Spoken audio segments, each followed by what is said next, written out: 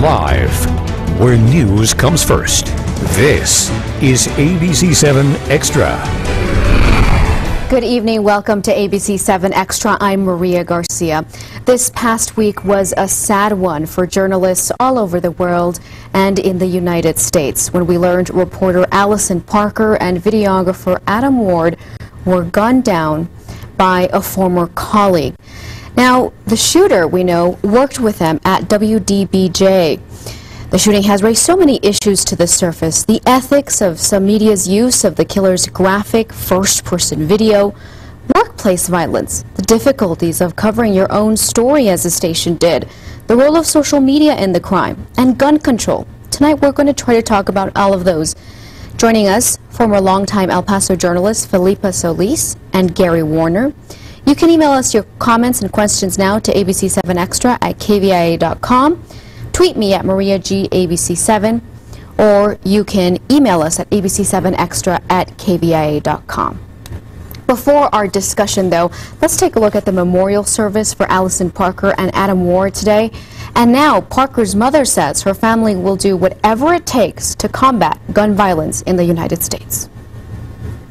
Adam and Allison saw as their mission to awaken us to what was good and fun in life. Colleagues remembered Allison Parker and Adam Ward as two hardworking journalists taken much too soon. I want to play softball with Adam again, and I want to see Allison dance. And I will, in the wonderful memories they gave me, they gave us. The two were gunned down while conducting a live TV interview Wednesday. Shooter Vester Flanagan then faxed a suicide note to ABC News outlining his racial motives in the killings. Flanagan took his own life as police closed in. To Parker's parents, the tragedy has opened a window for change. You know, you always think there's a tipping point. I think this time it's going to be different. We cannot be intimidated. We cannot be pushed aside.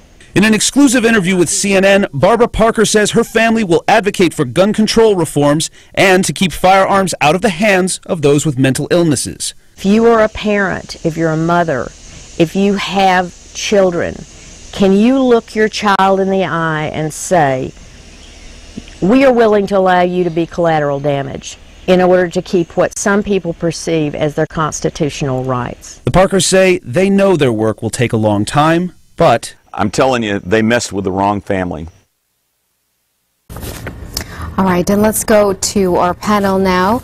Former longtime El Paso journalist Felipa Solis and Gary Warner both join us. Thank you so much for joining us. Thank you. What an honor it is to be on the same set with you. I really do feel privileged. It's an honor for me to sit next to Gary Warner. I never was able to do that because I was on Brand X. But this is quite wonderful, and so thank you for including me. Of course. It's great to be here. Thanks. Great. Thank you so much for joining us. So let's start with safety. I think one of the primary issues this tragedy has surfaced is how vulnerable sometimes news crews are out in the field. Sometimes when you're doing an interview out there or you're preparing for your live shot, we were speaking about it here in the newsroom, you have tunnel vision. You're so concentrated on your deadline, on your story, on the facts, that you don't realize that there are people around you. Your surroundings are not what are paramount there. What is important to you is, like you say, getting the story out, being the first to report it, and you almost take for granted what you're doing. You're watching your cameraman give you, you've got 3 seconds, boom, and you go and you work with that. And like you say, it's absolute tunnel vision. You're focused on your story, and you don't think about your vulnerability until something like this happens. What also I think was a time where journalists probably felt that vulnerability was even 9/11, because it was so real and so in our face, and we were reporting this. And I can only imagine how difficult it was for people who worked with these two and other journalists around the country in a newsroom, in a live shot, that very day. It had to have been almost impossible to report. It was. I mean, the fiance of the videographer was in the control room. She saw him be killed right there. I mean, I can't imagine what that was like. But television news continues to evolve. I mean, it almost evolves in a way that it's hard for the industry itself to keep up, right? You always have consultants in here telling you, now you should do things this way, now viewers expect this. Ultimately, content is king, and that's what people want to see, but there's always something new in television news, and I think one of the challenges right now with television is social media. And before you used to, you know, maybe have people in the background heckling a little bit or jumping up and down. But now, when you know that if you get in a reporter's live shot and you say some lewd comment, or, you know, you get in front of the camera and you yell, you know that somebody will record it, and before you know it, that clip has gone viral. And it's all over Twitter, it's all over Facebook, it's all over the internet. So we're seeing more and more aggression toward reporters when it comes to hecklers getting in their live shots really recently. I think there are many degrees of elevation between heckling in a live shot and shooting someone dead. Right. There's a lot of distance between those two events. If I find any reassurance in all this, I don't think that this incident represents some kind of previously unforeseen upswelling of resentment, violent resentment against the news media. This Mr. Flanagan, who was apparently the shooter in the Roanoke case, had expressed admiration for the shooters in Columbine and Virginia Tech. That's not related to the news media. That's something else entirely. He had a personal grievance at the station where he was fired. That also was a personal issue, not generally connected to the news media. So I don't think what we have here is the beginning of some kind of violent upswelling against the news media. There still is that vulnerability, though. You're right about that. That will remain. But there is some concern about copycats. Well, there absolutely, but I think what it is, and what Gary is saying, is that it's the transparency of it all. It's the fact that this was a random situation, if you will, but we were all privy to it. Every one of us was able to see it because of the nature of technology. It has swept, I guess, this business to such a degree that when you talk about heckling, it's so prevalent. Yes, this particular case was incredibly isolated. And you're right about the copycat business, too. That is a concern, regardless of how Mr. Flanagan interpreted his actions in shooting those two reporters.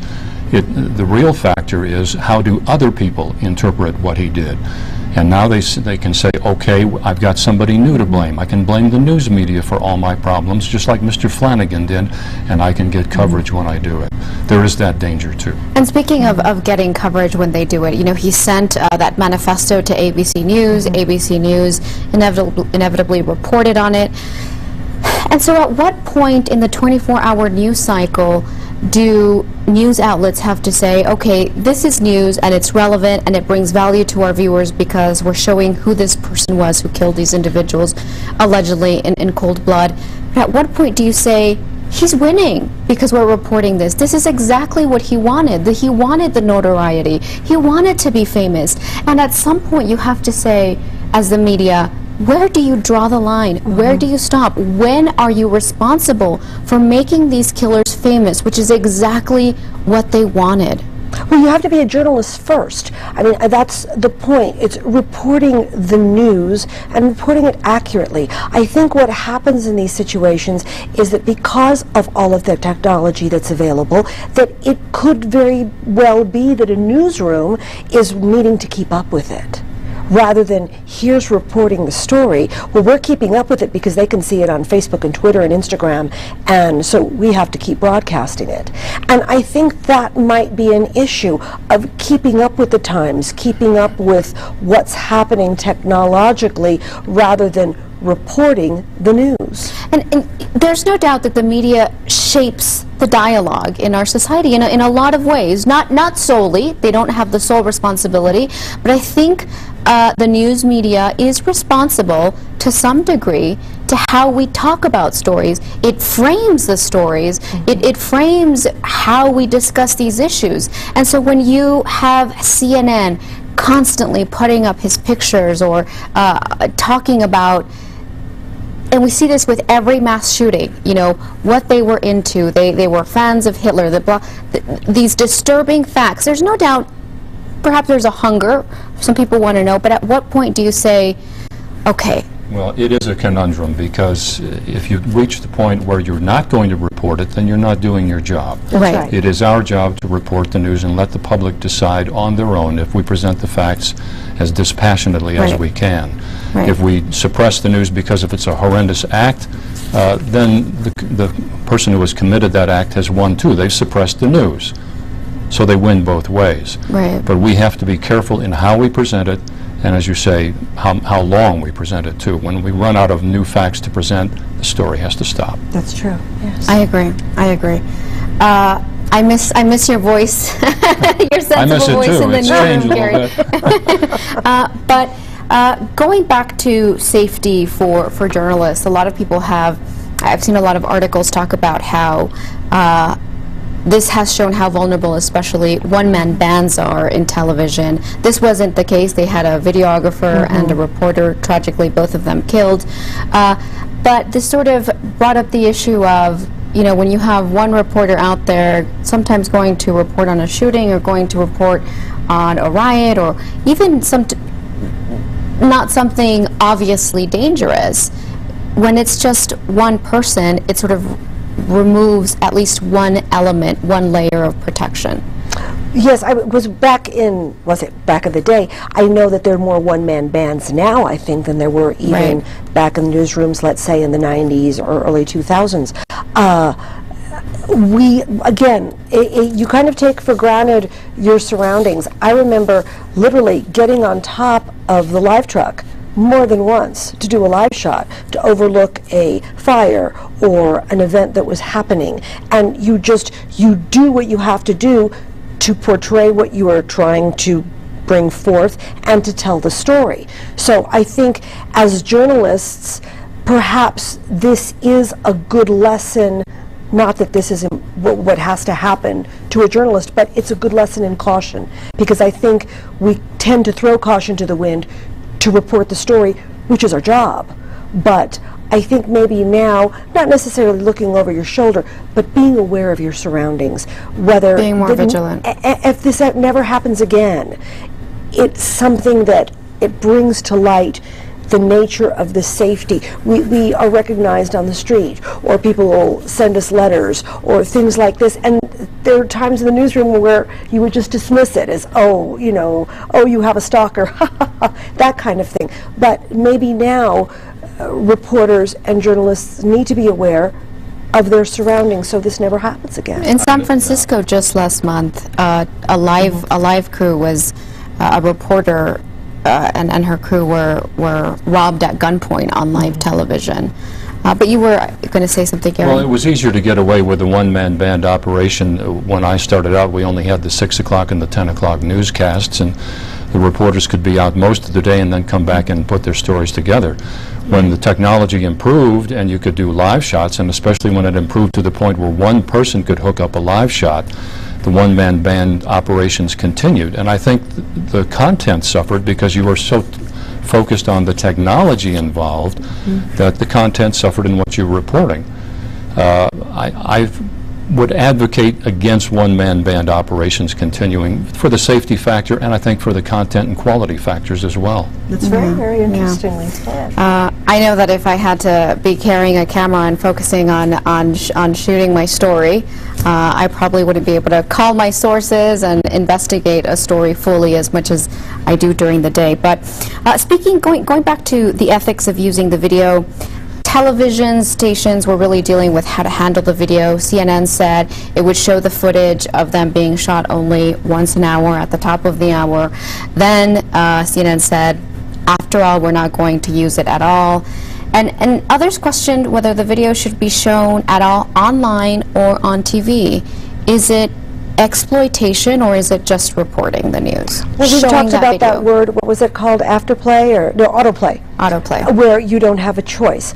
I think in a situation like this, myself, having worked in this business, I hid it because I wanted to see the video.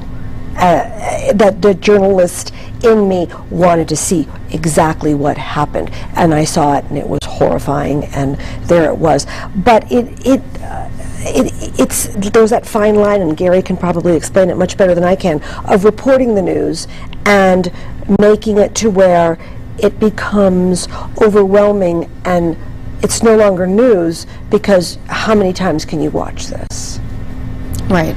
It's the consideration is the impact on the viewer, on the news consumer. For an over-the-air station like Channel 7, we try to precede stories like that with warnings and advisories. What you're about to see or what you're about to hear may be graphic and not suitable for all viewers. At the same time, we draw that line. We're not going to show bloodshed. We may show it up to that point, and then it stops. We don't show anything beyond that. Online, it's a totally different story.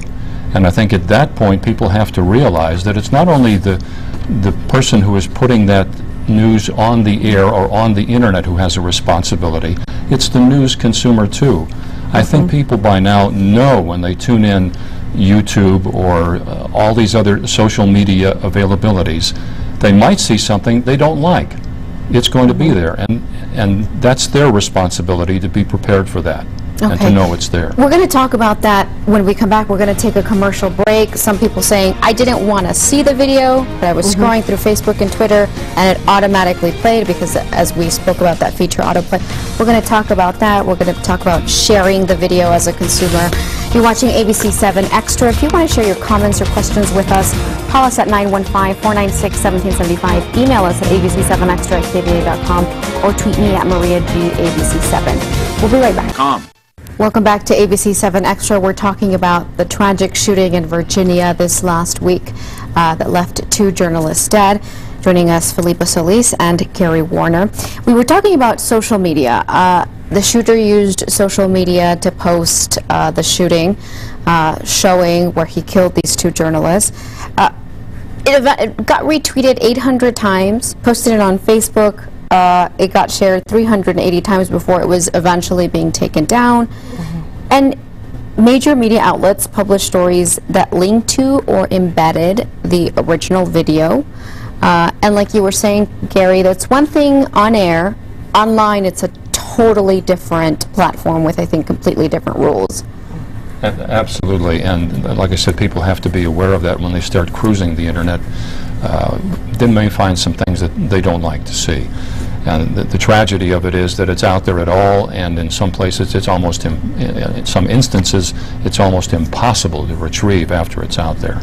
And we were talking about how, social media platforms, specifically Facebook and Twitter, they've really moved to embrace video. It attracts more advertisers, it makes more money, and it's a lucrative way to engage the user to stay on the website longer.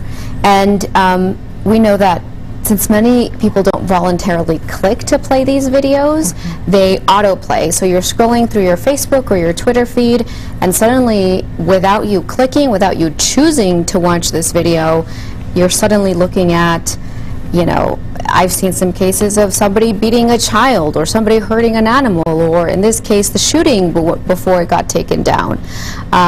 So there seems to be this outrage from some people who say we should have more choice when we're on these social media platforms. There is, but I think there's so much with respect to loose cannon technology. Even when you talk about, children, kids have phones and access to everything, so they're going to see it too. That's where you can't censor it, but there has to be a way where it's not this consumer magnet, especially when you're talking about a tragedy. We just saw this young woman's family, and they're going to go after this situation, and they're going to take their tragedy and try to make change because they're angry and they're hurt and they're devastated. And taking advantage of that is what's difficult to watch, not only just as a consumer, but also as a journalist, because it's easy to just get your hands on something and retweet and repost it.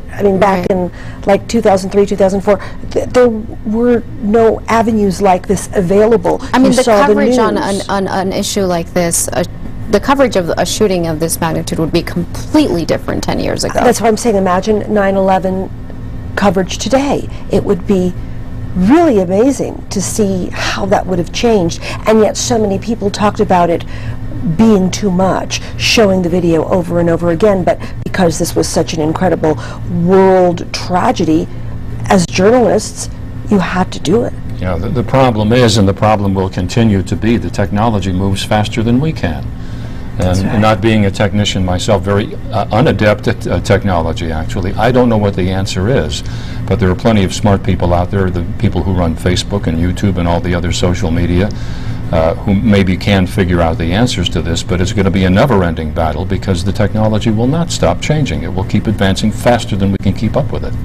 Right, and the technology is intertwined with making money, as everything That's is, right. with advertising dollars. Let's go to Tim in the Northeast. Hi, Tim. What's your comment or your question? Yes, I got a question. What is safer, a war correspondent journalist or a civilian journalist such as yourselves? Thank you. So what is safer, a war correspondent journalist or a civilian journalist? I think he's... I'll opt for El Paso front versus the Afghanistan front anytime. Right. I think it's much safer here. Yeah, absolutely. Absolutely. It is. I think there's even no comparison. It's apples and oranges. Right. Because of this situation, when you look at the nature of the story that was being covered, they were covering an event with the Chamber of Commerce, and so it was not lighthearted, but it was a pleasant story to cover on a morning show. I mean, we've all done that sort of a live shot. It was just the nature of the beast, and the beast was the shooter. I agree. An email from Thomas. How much of this issue also involves relationships in the workplace, especially when it comes to stigmas connected to race? Is there still discriminatory issues going on in the newsroom that may lend to hostile work environments or stigma? We know the shooter talked about race. I think newsrooms are no different than any other place of employment. You will always have these issues of discrimination based on whatever. I know that this shooter in Roanoke had some complaints, not only because he was black and felt he was discriminated against, but because he was also gay. So you have all these factors playing into it, but I don't think it's a special situation in news media newsrooms. I think that's something that you find in almost any place of employment. Absolutely, absolutely. I mean, like Gary said, there's always a situation, there's always a disgruntled employee, there's always someone who feels that they should be in a position rather than someone else. But this will take place anywhere. You can have any business where there's more than 2 employees in the room, and there's going to be a discussion at some point.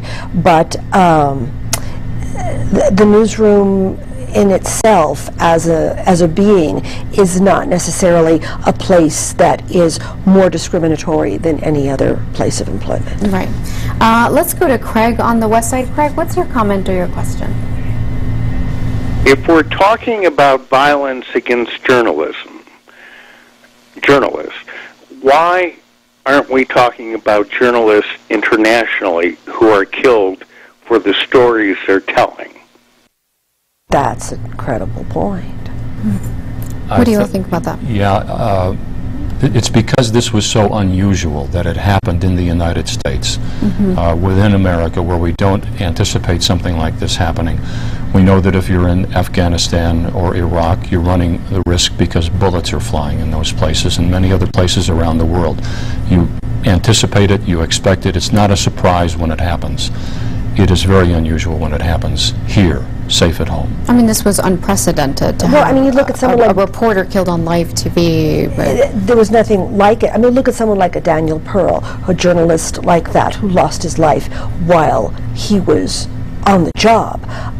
It's the technology. It was immediate when it happened. It was 6:45 Eastern time, and we knew it right away because of the nature of the technology. And perhaps that's what happens. It's horrifying when anyone gives their life and their passion, and literally gives their life and puts their life on the line and is taken away.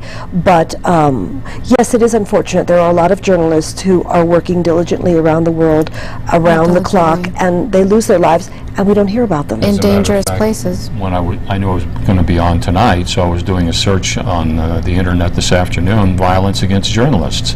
And I even put in violence against journalists in the United States. And all of the searches came back with references to Afghanistan, Iraq, Egypt, Pakistan, Indonesia, other places like that. It points up how different this event is that it happened in the United States. Right, right. All right, well, we have to take a break. When we come back, we're going to talk about gun violence, the family of Allison Parker vowing to try to change gun laws in the United States. Remember, you can tweet us at Maria G ABC7, email us at ABC7Xtra at KVIA.com, and call us at 915-496-1775. We'll be right back. Back to ABC7 Extra. Of course, we can't not talk about gun safety and gun violence. Allison Parker's family saying that they're really going to advocate for stricter gun laws, and it's a pattern now. We see it after every terrible shooting here in the United States. It ignites the debate once again, but it's the tropes back and forth, but it seems like it never goes anywhere, and the reality seems to be that there's just not a political will. If Sandy Hook couldn't change things, I don't know what will. If this is the one that does change it, and we can find a way to keep guns out of the hands of crazy people, God bless them. I hope they succeed with that, but it's going to be an uphill battle. I agree. Absolutely. We're talking about everything from constitutional rights to human rights, and it's, as we were just saying earlier, it's a slippery slope. This family is under fire themselves because their lives will never be the same. So in their life, they have to try to do what they can in the memory of their daughter, and they will. And we can only hope that they see victory in their lifetime. It's complicated because I can anticipate what might happen as a reaction to this shooting in Virginia. Some news crews, some individuals on news crews will say, I want to be armed. And I live in a state like Texas, which has a concealed carry law. It's legal. I want to go out on the job armed to protect myself. Stations, of course, station management and ownership, I think, will oppose that, because once you have a gun at a scene and bullets begin flying, innocent people can get hit. The stations become responsible. It's so complicated, and so many possibilities to complicate it even further. And it's sort of an never-ending back and forth as what makes us safer or more dangerous, more guns or no guns. Exactly. And it just seems that, you know, right now in our political realm, anywhere in the near future, it just doesn't seem like action is imminent in this issue. Because again, it's so hard. You've got, well, this is my constitutional right, but that this man, he had the right to walk up and kill two innocent people. And so again, you're going to have so many discussions and so many battles from Congress to state legislatures, and again, it's going to be difficult to come up with the answer. What makes us safer? Well, I think a lot of it also depends on who's lobbying whom, and the money that flows between big lobbying groups with special interests and lawmakers. But that's the way our system works, I guess. It's very difficult if we can't even agree on a way that firearms should be withheld from people with mental health issues. I don't know where you can go from there. If you can't agree on that, it's hard to go to the next step and the next step after that. Right. Right. Well, we're out of time. Thank you so much, both of you. What a enlightening discussion this has been. Thank you so much. Felipa. It was great to see you. It's great to see you, Maria. Gary, thank you so much. Great to be back. Thank you. Great to see you. Good to sit next to you, Gary. Likewise. Finally. It's great to see you sit next to each other. Estella's going to be a little bit jealous. I love Estella too, so there you go. All right. Thank you so much for joining us here on ABC 7 Extra. We hope you found this informative, and we'll see you next week. Bye.